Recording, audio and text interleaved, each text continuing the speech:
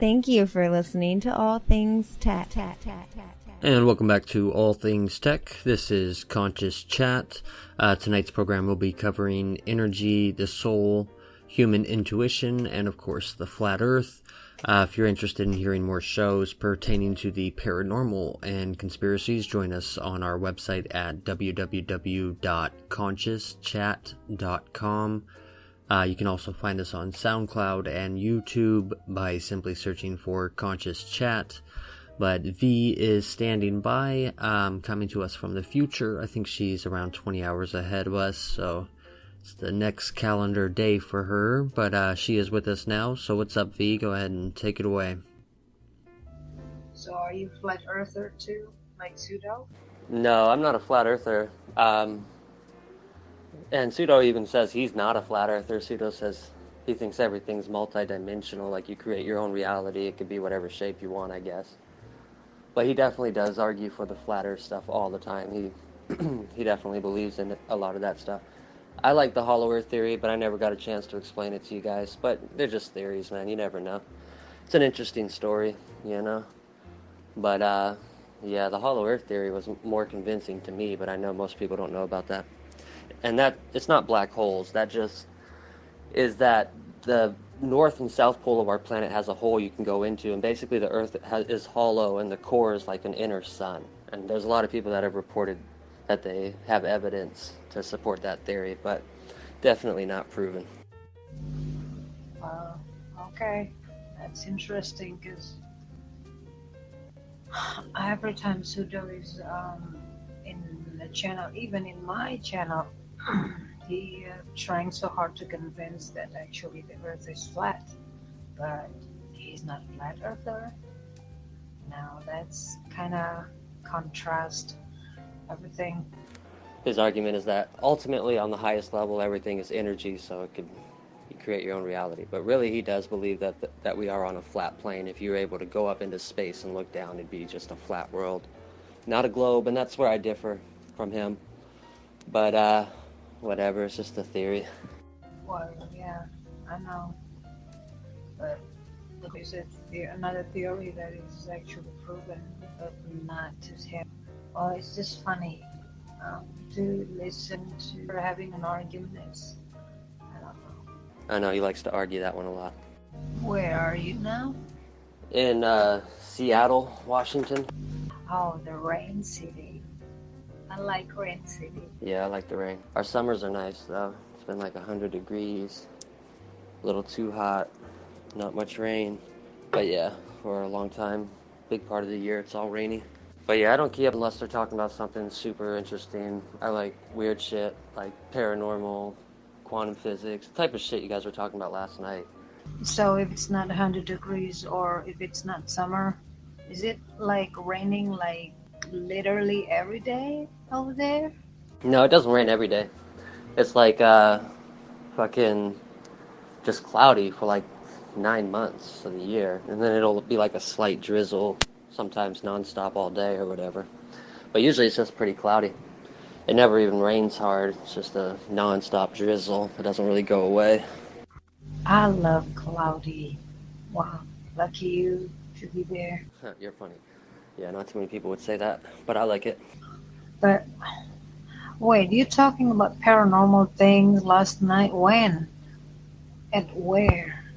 Did you hear me talking about that? No, that Hope guy or whatever, he mentions like quantum physics and trying to understand energy and figure it all out. But no, you guys didn't get too deep into it. Maybe not the paranormal. But you were going over flat earth theory with him, some different things. I don't agree with him at all. I'd bump heads with him probably.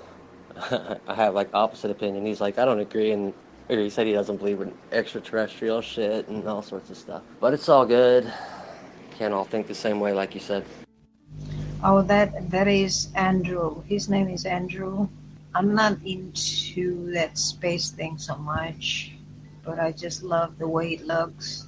I just love the skies.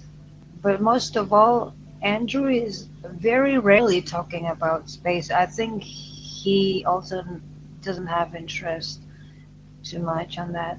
He's more into spiritual thing. If you notice next time, we have a conversation, you will see that actually he mostly talk about motivation, spirituals. Me and Andrew kind of more into the same interest. And this is why um, you don't get to hear me talking about space and all, like almost never. Oh well, I guess I got lucky. Yeah, it's definitely a topic I'm interested in. I don't know. The whole universe is definitely an interesting topic to me. But I wouldn't expect him to be interested. He seems to just go with mainstream science, everything that they fed him, and I don't believe that NASA and that the um, different experts that we bank on for information are giving us the truth or the proper information at all. But he seems to believe everything that they say. He even says that people don't have access to actual science, actual scientists. Of course we do. It's the truth that people don't have access to. So I think some of the stuff he says is just, he hasn't done much research. He's got his mind made up, and he's just bought everything that mainstream science has sold and forced down his throat. Well, science is about proof, but if it's about flat Earth, they're always angry if they ask proof based on the theory, based on their theory. This is gonna snap on you like, you know, go ballistic, and will tell you that, hey, you always ask proof and experience it. They want you to experience it, but how could people will have the experience if they have nothing to hold on? They're walking in a dream or something. I really don't know. They're trying to make others believe, but they're angry if being asked to prove the theory. It happened though. Sudo was fighting with Moe. That was like, well, that's funny, but yeah, funny, and I'm just like listening, and they both trying so hard to prove their own theory. Sorry, but Sudo is the person that kind of nice, but very easy to get offended. He's nice actually. Yeah, just Yeah, Sudo's actually a really smart guy. I mean, if you can stay civil with him, and I know he's touchy about the flat Earth because he's pretty convinced about that one. But I stay off the topic or just keep an open mind when I address it with him, and we always get along. And I've had really good combos with him. We've gotten in some fights, whatever, if he was drunk one night or something, whatever. But no, he's actually all right. But yeah, if you're going to talk about something, you got to stay civil. You got to have some proof. The flat earthers, I'm not sold, but they had a couple good points, things that I've listened to them say that kind of made me think, like, why is it that way?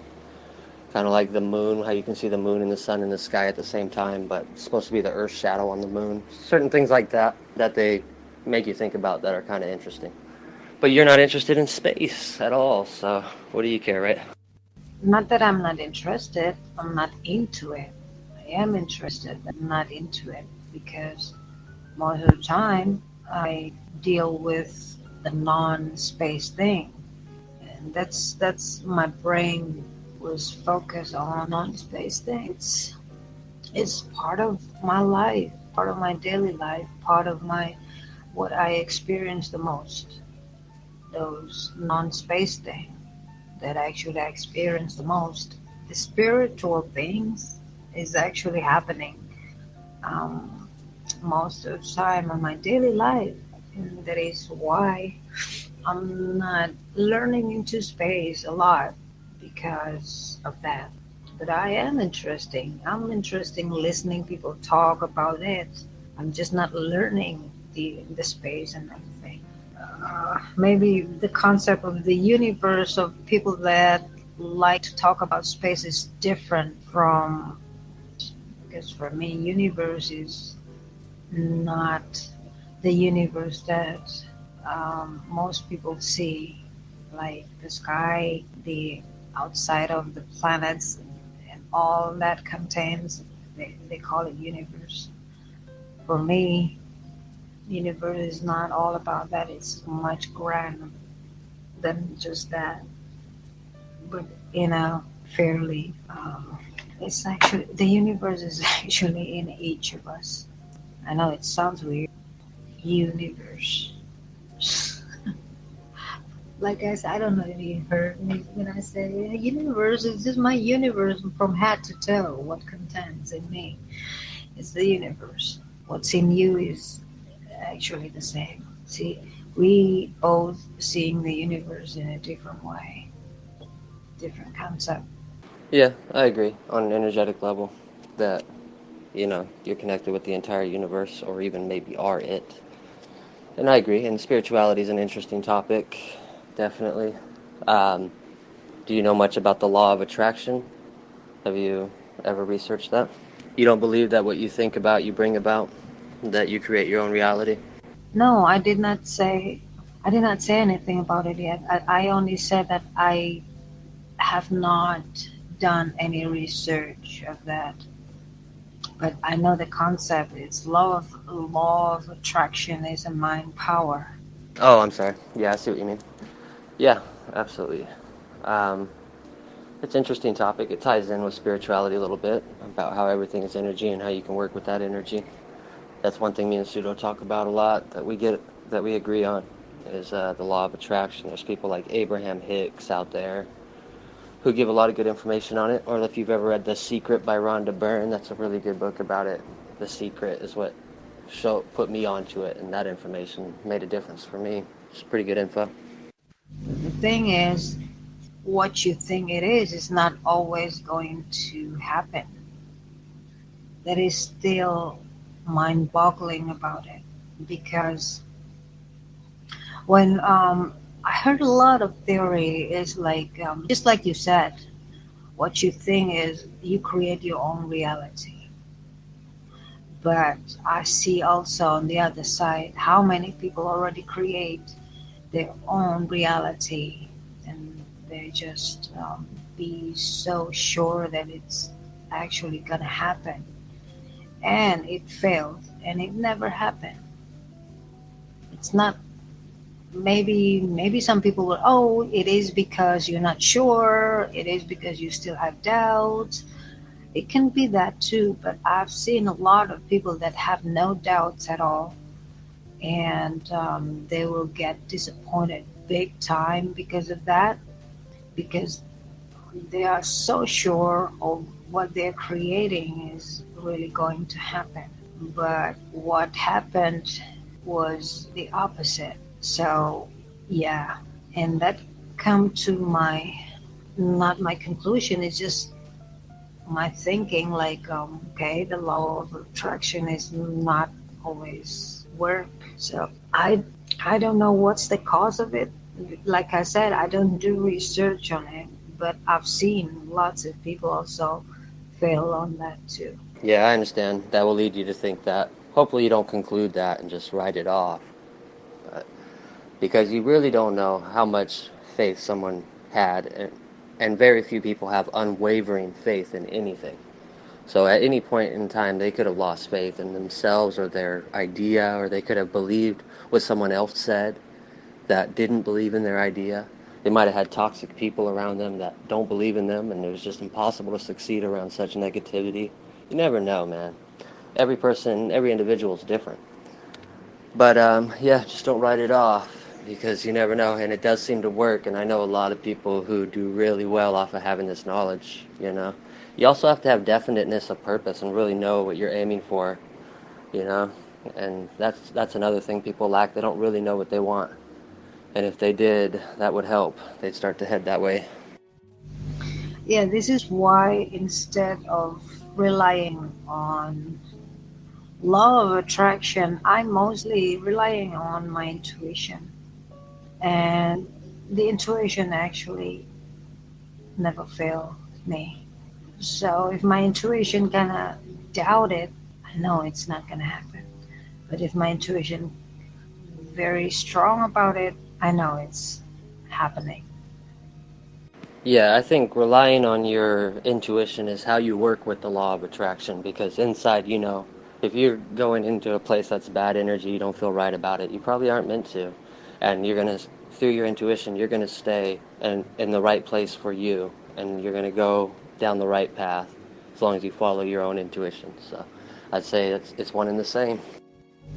Well, I don't know if it's related to the law of attraction with intuition because it's a yes. Sometimes it will say it's a no. But law of attraction is something that is more yeses than the nos.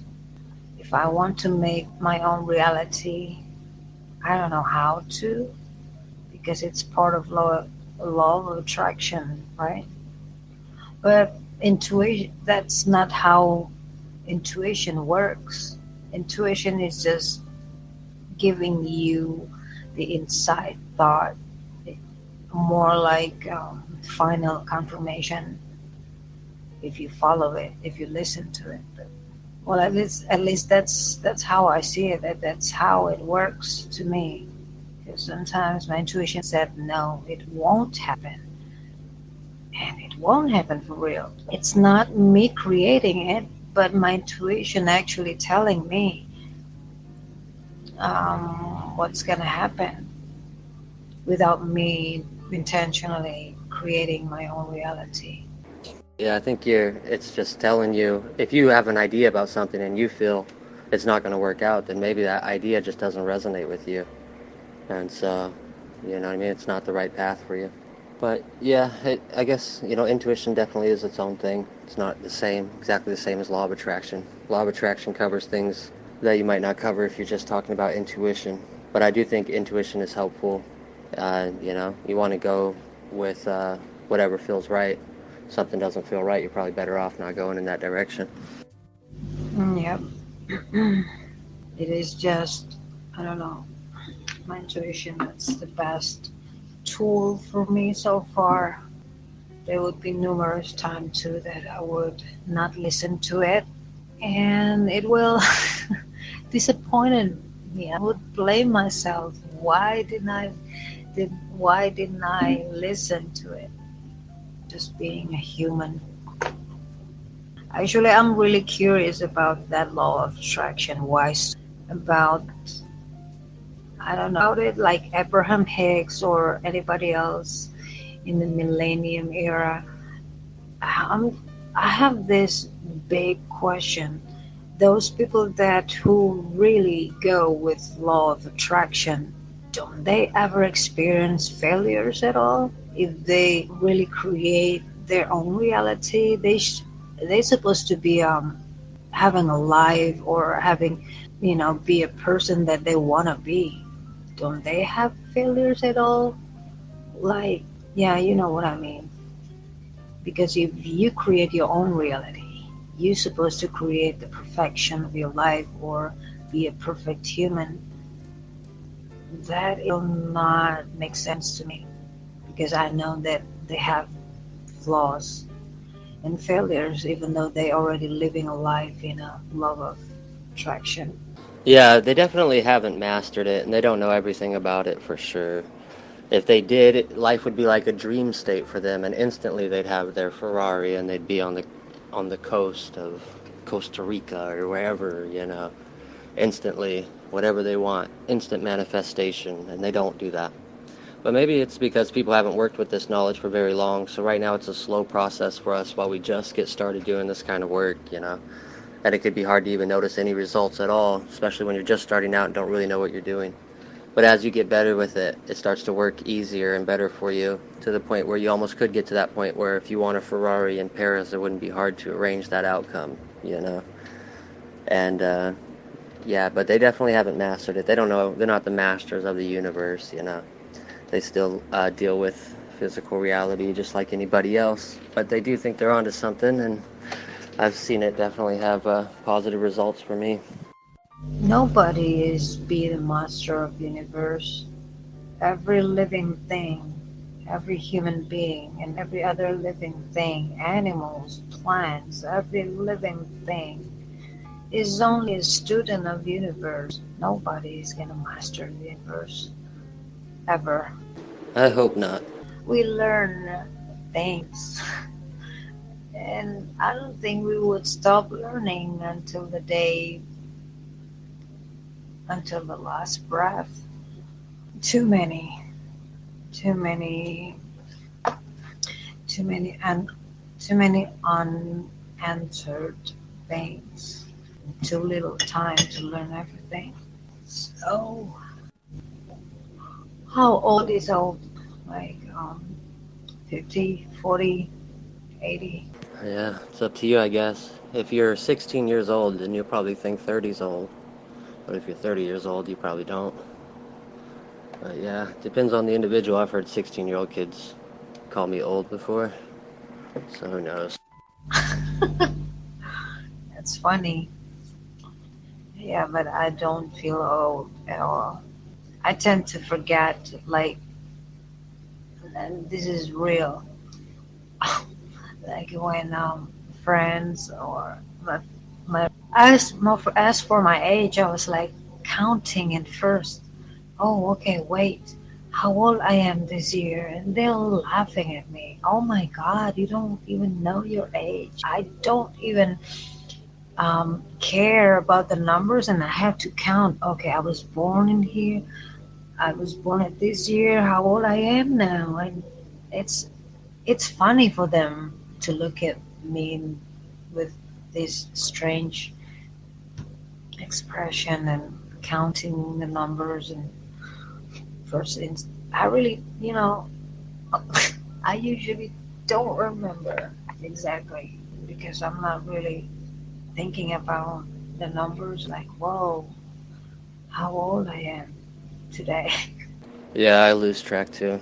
It's useless data. Save room for something better. But yeah, if you're 14 trying to explain how you're 14 and a half, maybe you keep real close track of that. But I think the older you get, the less you care about that. Mhm. The older I am, the lesser I would be about that. That line kind of makes sense. And more confirmation about how really old I am right now. I come from the future, so it's the 8th right now. Yeah, it's super trippy, man. Time zones mess with my head. But yeah, that makes sense. You're like on the other side of the planet. It's almost as far away as it gets. Side of the what? Yeah, explain that shit, Sudo. Explain that shit, Flat Earther. How the fuck is there time zones and shit like that? It totally lines up with that whole ball theory that I heard of. Yeah, I call upon the author to explain. This is why I summoned you, brother. Oh man, that podcast. I listened to that. I wish I was there. Some of those people. One guy who said, "So we're on one side, what's on the other side?" And he kind of ridiculed it that way. The other guy who talked about the sunset and the sunrise, saying it proves that it's the ball, when in fact it doesn't, because he's thinking in terms of a huge sun, far, far, far, far, far off in the distance. He's not looked at the information that states that the sun is much, much smaller. So kind of more like a spotlight, that when it goes into the distance, it goes out of view, like any object would go out of view. Even a light, a candle, a light bulb, a torch, you take it far enough away, it goes out of view. So he thinks that this is proof that the sun sets and the sun rises, when in fact people have zoomed on the sunset, zoomed right in and seen it lift back up into the sky, because when you're viewing a sunset, you're seeing an overexposure of light, and the thing that's overexposing it is the atmosphere. It's acting like a magnifying glass, so the sun looks big, like a big half circle in the distance, when in fact it isn't, it's just overexposed. And just the way people look at this subject, and it's typical of all the people who don't understand it. They haven't looked at any of the information, and they'll say things like, they just don't listen to the scientists and they don't listen to the astronomers. But that's not the truth. We've listened to those scientists and we've listened to those astronomers, And guess what? We've come to the conclusions that what they are saying isn't real. But this is what we're dealing with here. People who will just take on board the information at face value and not question it. Don't perform any experiments of their own. They don't even look critically towards the horizon or to their own atmosphere with regards to what's happening with the clouds, the butterflies, the specks of dust that are defying gravity, all these things that defy gravity. But no, let's just listen to what they tell us, and let's keep watching the TV and believing in the moon landings and all the rest of it. And some of these people will say the most ridiculous of things. They literally interpret the word flat as the earth and everything on it is like a sheet of paper. So you show them a house and they'll say, look dude, it's not flat. Show them a mountain and they'll say, look dude, it's not flat. Show them a ravine, look dude, it's not flat. But this is how stupid people have become. And they don't even say these things in jest. They just take a little piece of information, they have a shortcut to thinking, and they speak whatever comes into their head, because that's how they've been conditioned to be.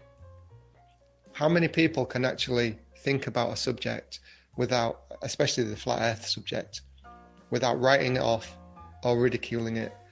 And the ignorance of these people is so apparent when it becomes obvious that they haven't even looked at a flat earth map or looked at the flat earth model, which clearly shows the sun and the moon over the land within a circle moving around. And the thing that evidences the fact that they haven't looked at it is the questions that they ask. They just ask the same old questions and it gets so tiring. I've almost give up on speaking on this subject because, you know, it's like how many ways can you say the same thing and to how many people? There are literally billions of people out there that have believed this global lie. And let's say, for instance, there were 1 million people who have uncovered the fact that it is a global lie. And now they're in the position where they're obliged to speak. 1 million people are obliged to speak to 6 to 7 billion individuals. There isn't enough time in the day, there isn't enough time in the week, the month, the year, the decade, or the lifetime to deal with this level of ignorance. So until something happens with the media system, or I don't know, I mean, they believe in the thing which is offering them nothing except the ideas that we're going to go to Mars, we're going to do this, we're going to have public flights into space, everything's going to be done somewhere in the not too distant future, which never arrives. It's never too distant, but it never arrives. It's crazy. I hated that last podcast. The only thing it served to do was to show just how screwed up people are and how they communicate with each other. They're not even able to do such a thing for the most part. It seemed like there was a couple of individuals there who were genuinely kind of considering the subject, asking 1 or 2 questions, but they moved on, you know, to write the whole scenario off. There was the other guy, Angel with Scabbed Wings, who in the beginning he said, look guys, I'm not here to guide you through this, I'm not here to hold your hands. And he's right, he's not. But it seemed like he was capable of having a conversation, but it was obvious that the other people, apart from the first 2 who spoke, who were not, I don't think they were really capable of engaging in a conversation or a debate about it. They were just throwing up a peculiarity. That was, the female was just throwing it up as a peculiarity. The other guy, he'd decided, you know, none of it could be true based on just the diatribe of rubbish that everybody else receives from the media organizations. And but yeah, like I said, I hated that podcast, but in a sense it was useful because it just shows you where people are at in society, their inability to have reasonable dialogue. I mean, that guy in there, the one who they were threatening to ban or block, even making lies up about him, you know, saying that he'd been blocked from a couple of channels that morning or something. And it seems to me that he was telling the truth. He sounded more genuine than they did when he said that he hadn't been blocked from any of these channels. But he speaks logically, soundly, and against the mainstream. So he, to some extent, has become a target for these mindless morons who have got nothing better to do than tear each other apart. And then when somebody like him or somebody like me comes along, whoa, it's their birthday, it's Christmas. Do you know what I mean? Because now they think not only do they get to do ad hominem attacks against individuals, they now think they've got a whole ridiculous idea to boot.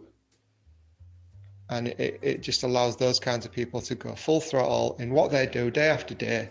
And anybody who goes onto Zello will understand that it takes a lot of time to find a channel where you can have a reasonable conversation, because it's 90% geared towards tearing people down.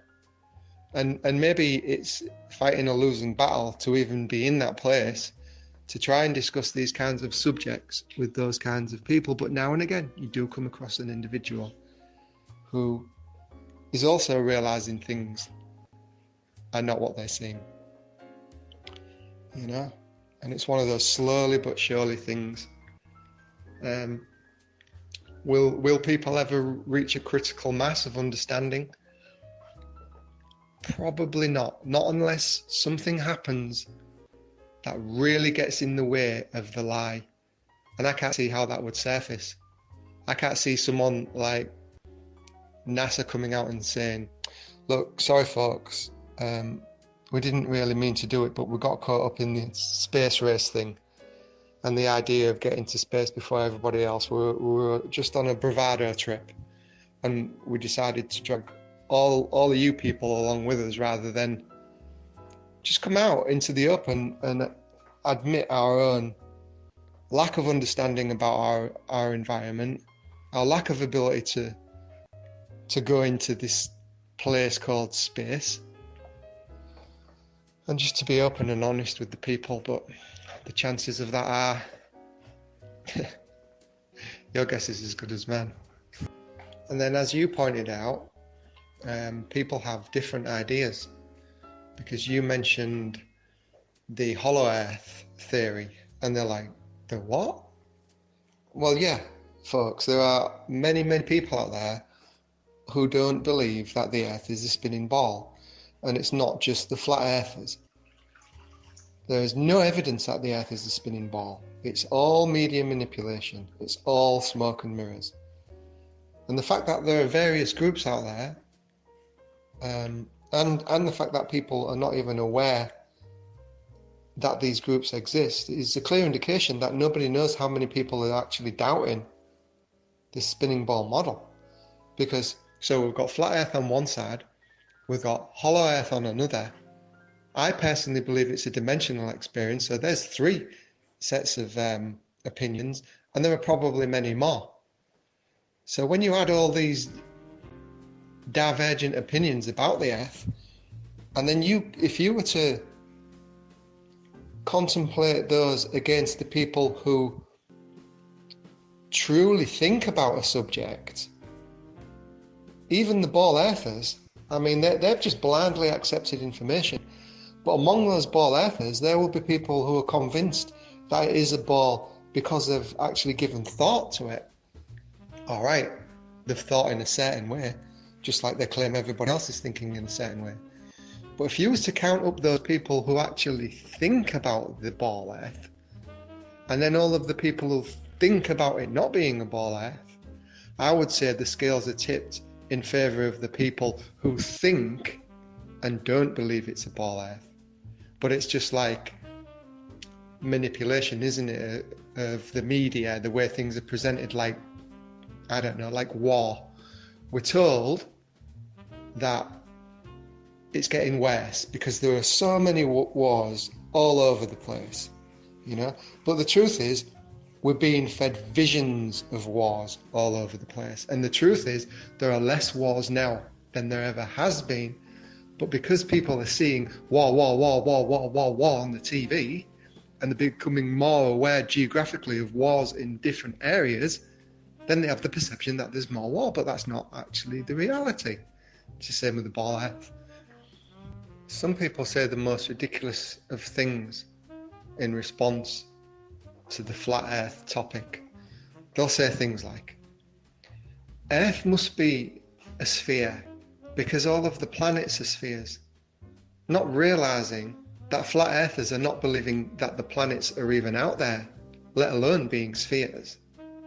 They'll say ridiculous things like, what happens when you see a drop of water? It turns into a sphere. So therefore the earth must be a sphere. That's like me saying, there is a teacup and saucer on my worktop. Therefore the stars are teacups and saucers. And it's just ridiculous. I mean, I don't know where people get off making comparisons about the shape of the earth with any other object in the cosmos. Because why would an earth or the ground we stand on conform to the shape of any other thing? There's nothing to show that should happen. I mean, if you look at things in nature with things like erosion, it doesn't happen in perfect circles. If you look at the things that are produced by nature, they're not in perfect circles. All right, you may find the occasional thing that is spherical, but look at the leaves, look at the trees, look at the plants, look at the grass, look at everything else. It's not a circle, you know. It just shows how retarded some individuals are in the way that they think. They'll say, Earth must be a ball because look at the moon, because look at the sun. But when you look at the moon, you're not seeing a sphere. When you look at the sun, you're not seeing a sphere. If you put a pair of binoculars or a telescope to look at the moon, you're still not seeing a sphere. You're seeing a flat disk. So if I was to use their logic, I would say, oh, well, the Earth is flat because look, the moon is a disk. But they don't perceive the moon as being a disk. They perceive it as being a ball because they've been told it's a ball. And they've been told that there were moon landings because obviously you couldn't go land on a disk, or could you? Anyway, this is the way they think.